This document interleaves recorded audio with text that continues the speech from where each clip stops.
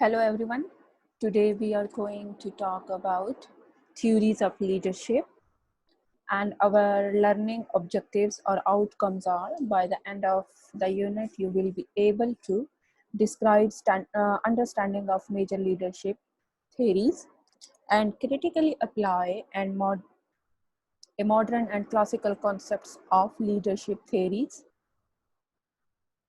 to your own context. Here are some major theories: great man theory, trait theory, behavioral theory, contingency theory, style and behavior theory, process leadership theory. So guys, have you heard this phrase that great leaders are born, not mad? This quote sums up basic concept of the GMT or great man theory, which suggests that the capacity for leadership is inborn. According to this theory, prominent leaders throughout the course of history were born to lead and deserve to do so as a result of their natural abilities and talents. So our first theory is great man theory of leadership, and the great man theory of leadership states that some people are born with the necessary attributes that set them apart from others. It is focuses on identifying different personality traits. For example, motivational skills, courage, communication, um, understanding of challenges, and loyal,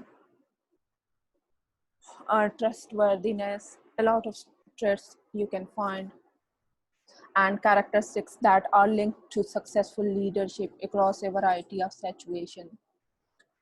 For example, qualities like or characteristics like persuasiveness, commanding personality, high degree of intuition, judgment, courage, intelligence, aggressiveness, and action orientation.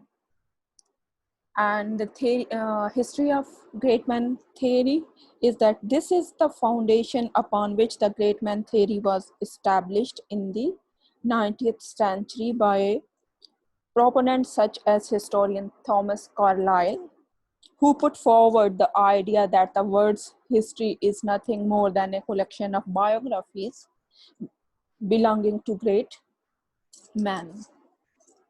The great man theory has two assumptions. The first one is great leaders are born possessing certain traits that enable them to rise and lead. And the second is great leaders can arise when the need for them is great. Okay. And the critique of the theory, a lot of researchers and different educationists and sociologists believe that, and scientific scientists as well, that this theory has no scientific basis and empirical validity, and it is more of a speculative piece of notion. So our next theory is trait theory. So in this slide, I will try to help you to understand the trait theory of leadership and how to implement it within your own career. And trait theory of leadership is a concept based on the practice of discovering specific personality traits and characteristics proven to lead to successful leadership in a wide variety of contexts. It is one of the oldest method of increasing the effectiveness of leadership and is based on the great man theory of leadership as well. The theory is based on the idea that certain Natural abilities can help someone become a leader more easily. It is sometimes used as an approach for identifying potential leaders. Sorry for that. By using personality assessments meant to predict the likelihood of success or failure of a potential leaders. Once someone start to exhibit personality trait that could make them the definition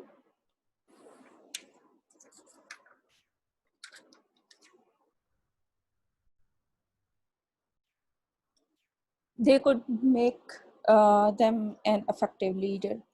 The theory states that these individuals can be trained to maximize their leadership potentials.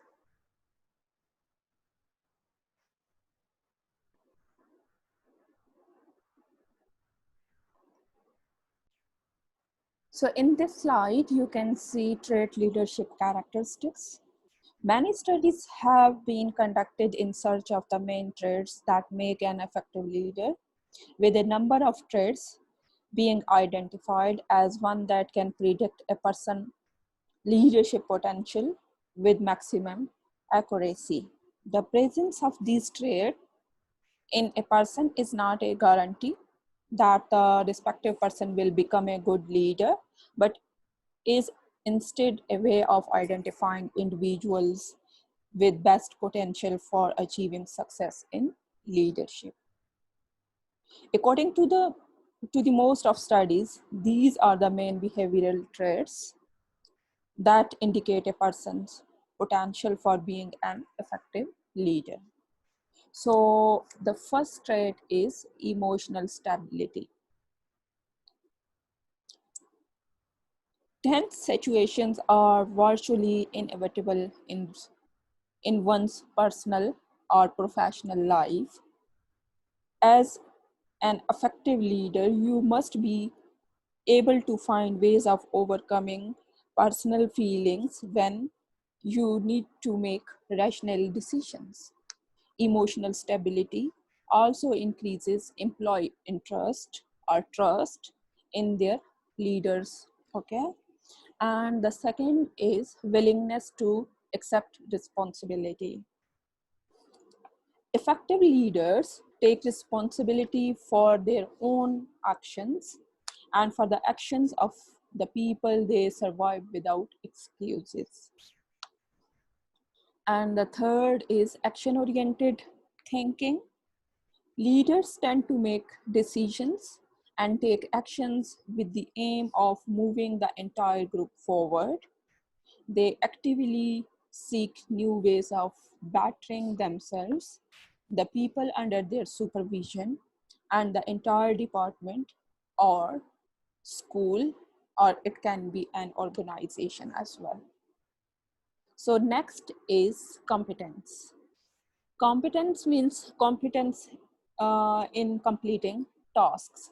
For example, effective leaders have the ability to lead by example. They are highly skilled and capable of doing what they are specialized to do and constantly work to maintain their high level of competency. They serve as a direct example of subordinates and benchmark process within the school or organization. Okay. The next point is consider challenges. Consider challenges means understanding the challenges that their subordinates are faced with. For example, being an effective leader requires high levels of empathy for the needs and challenges of subordinates. Good leaders understand that the best way for the entire department or school or for organization to move forward is to help each member overcome the various difficulties they are faced with and use the best of their concentration and abilities to move the company forward.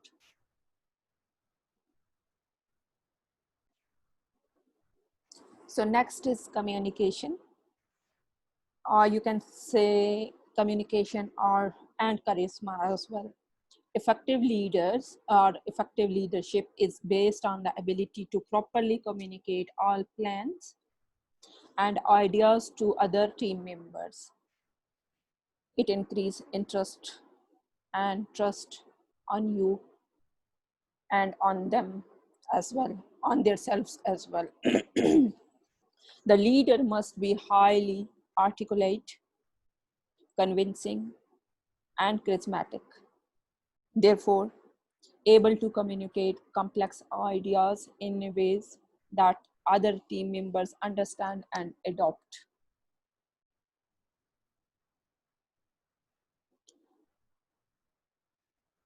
The next is ambition. Ambition and needs for success. Successful leaders have a constant need for achievement and success.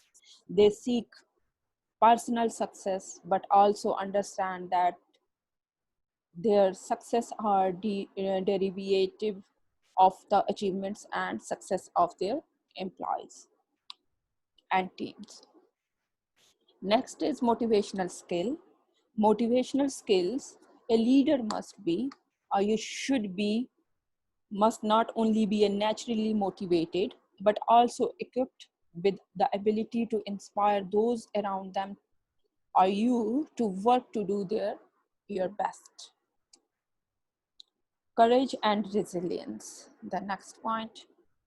In addition to taking responsibility for both success and failures, leader must embrace challenges and take on ambitious projects with a strong belief that they can succeed.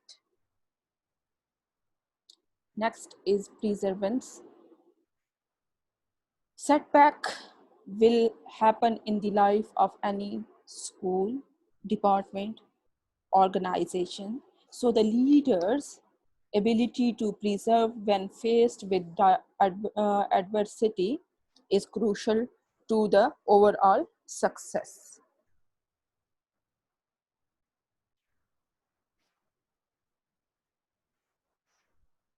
of groups. Even when faced with this, especially big obstacles, strong leaders still manage to perform to the best of their ability and inspire those around to follow their lead. Next is moral standing.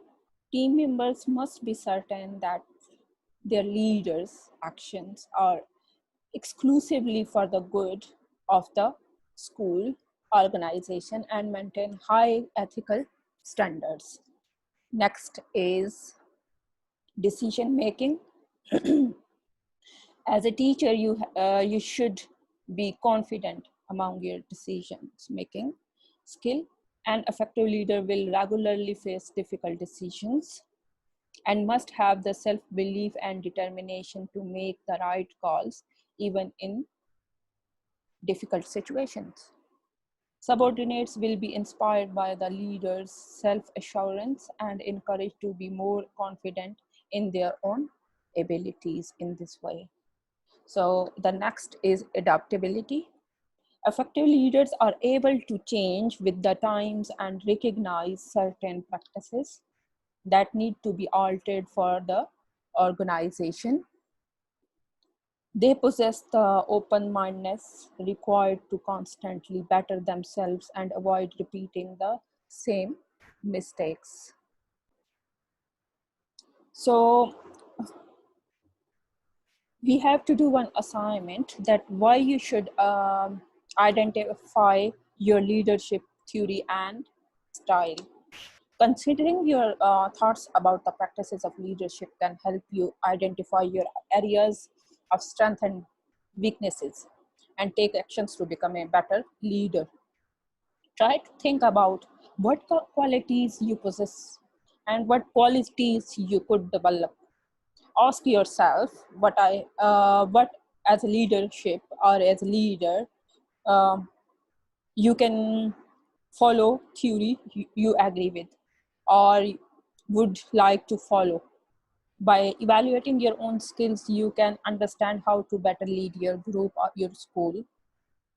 So some theories and styles of leadership are better for certain works environment than others. So for example, if you are going to be a manager of any school, then you have to uh, first you have to find that what is your own style, or and if you are going to be a manager of any company, and you have to meet sales quota in a month or in a year, so you may prefer transactional leadership style to make sure that they meet their goals. So you can practice a single style or try a mix based on your needs.